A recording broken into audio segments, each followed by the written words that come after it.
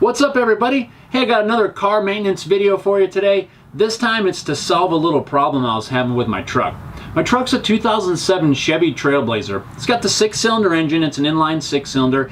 So far it's been a really good vehicle. I've not had any trouble with it. But I got a recall notice from GM a couple of weeks ago, so I took it in to have this service done. And after that, probably a couple of days after I had that service done, I started noticing that my idle was weird. When I had the vehicle in gear and I was stopped like at a stop sign or at a stoplight or something like that, the idle was really rough. And I couldn't figure out what it was, and so I spent a couple of days trying to figure out what the heck's going on. I looked up some stuff online and I kept finding other people having a similar issue, and it all related around having some service done where the battery had been disconnected.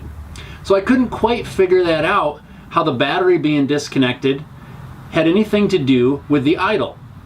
A little more investigation, I started seeing where people were having trouble with the throttle body.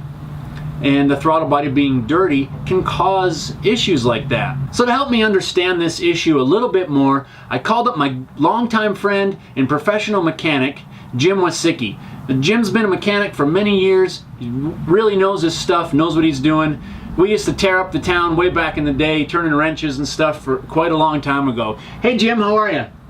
Hey Jeff, how you doing? So Jim, can you explain this a little bit more? How this battery being disconnected can actually cause this idling problem? Well, what happens is when the battery gets disconnected, the memory in that computer gets lost. It self-adjusts everything, especially like the throttle plates and fuel mixtures as the engine wears. So now that it's learned those positions and the battery's been disconnected, it wipes that computer clean and it starts from scratch. Okay, that makes some sense. So what do we really need to do? How do we fix this problem? So what you want to do is take that throttle body off. You don't have to. You can leave it open and get a throttle body cleaner, and toothbrush is what we would use. Prop that baby open and start scrubbing, spray it down, wipe it out with a rag, spray it in there, scrub it with the brush, and wipe it back out with a rag again. Just repeat. What we would use is, we use a BG product. It's not available to the public, but there is other things that are just as good at an auto parts store. Make sure it's sensor safe. Don't use a carburetor cleaner from the 80s, 70s, 60s, something your grandfather or your dad gave you or whoever. Don't use it. It's not going to be sensor safe. It'll be a little bit more corrosive. Some of these throttle plates are lined or coated. You don't want to use something on that coating that it's going to take it off. You're talking about $1,000 throttle bodies out there, and it can get quite expensive if they go bad or you ruin it. I would just take it off, scrub it out, and then give it some time. Normal person driving, give it a week's worth. It should relearn by then, and let me know. All right, so that helps explain it a little bit more. Thanks a lot, Jim, for taking the time to help us answer these questions. Good seeing you, and we'll talk to you later. Thanks a lot. Got my can of throttle body cleaner. Let's get this done. First thing you're going to want to do is loosen the hose clamp that holds the air intake on. Then you can pull the air intake out of the way. Then you loosen up the 2 bolts that hold the resonator in place. Now loosen the hose clamp that connects the resonator to the throttle body. Before you can pull the resonator off, you have to disconnect this little vacuum line here. It just pops off. You're going to have to disconnect this little plastic clip that holds a piece of the wiring harness to the back of the resonator.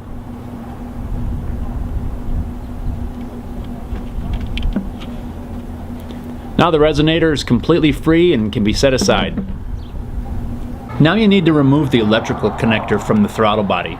First you have to pull back this little locking clip and then squeeze the tab on the side of the connector and pull it off. You may need to pry it a little bit with a screwdriver.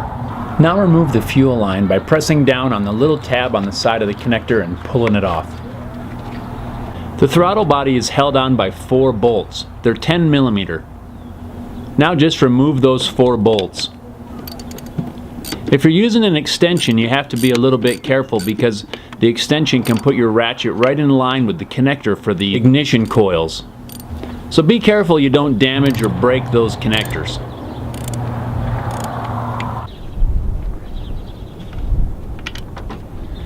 Now we can just gently pop that off of there. There's the throttle body.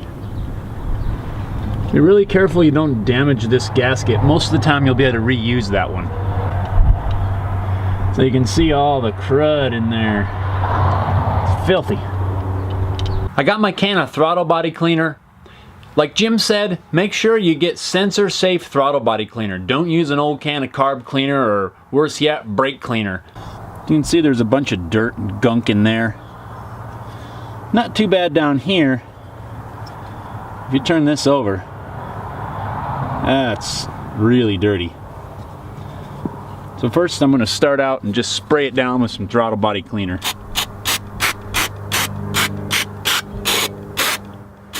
I'm going to spray out one side really well first, and then I'll turn it over and spray out the other side.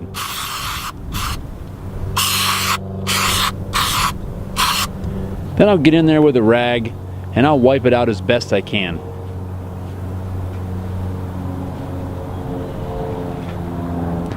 Then again, like Jim said, I'll just repeat the process. Spray it out and wipe it down with a rag.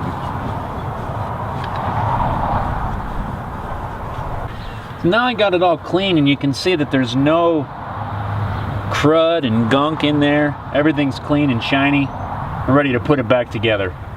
Now to reassemble it, I'll just put the throttle body back in place and I'll get the bolts started. Always make sure you start your bolts by hand. I'll just tighten them back down with my 10 millimeter.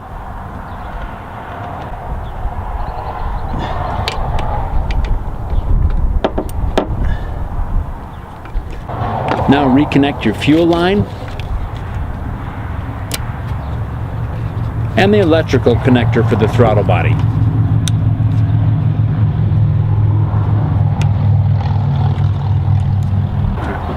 Now I'll reinstall the intake. Don't forget that hose. Pop them on there. Slide it into place. Tighten up the hose clamp.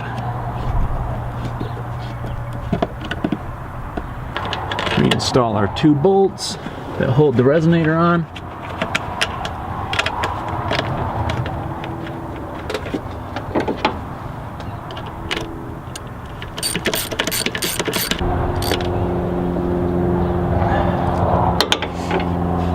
Clip this wire back into place. Reconnect our air intake. Tighten up our hose clamps.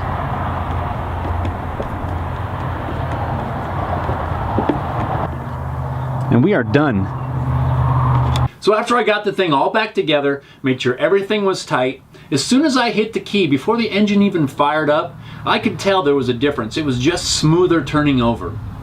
The engine fired up, I didn't have any lights, which I didn't have before, no check engine lights, but you never know when you're working on something, you might knock a connector loose or you never know what issue you might run into. So that's always something I look for anytime I'm doing any work. Do I have a check engine light after the work's done? Usually you don't, but no lights came on, nothing like that. I put it in gear, put my foot on the brake, it was perfectly smooth. The problem was 100% solved with just a little bit of throttle body cleaner. So, I hope you enjoyed this video. I hope you found it helpful. Maybe you're having an issue like this and maybe this might be something you might need to do. It's really easy, doesn't take that long. It sounds a little bit intimidating for some reason. It's really not. It's an easy thing. You can do it in an hour or less in most cases, I'd say. So if you enjoyed this video, please give it a thumbs up. I really would appreciate your support. Also consider subscribing to the channel so you don't miss any videos that I have coming up. You can also follow me on Facebook, on Twitter. You can send me an email, homebuiltshop@gmail.com. So you can get a hold of me any way you'd like. Send me your questions or ideas or anything like that. I'd love to hear from you guys. So until next time, thanks for watching.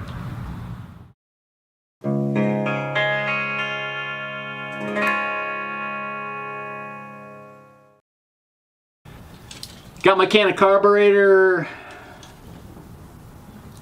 The problem was solved 100% just by cleaning the throttle body cleaner with... Just by cleaning the throttle body cleaner? What? All right. Yay.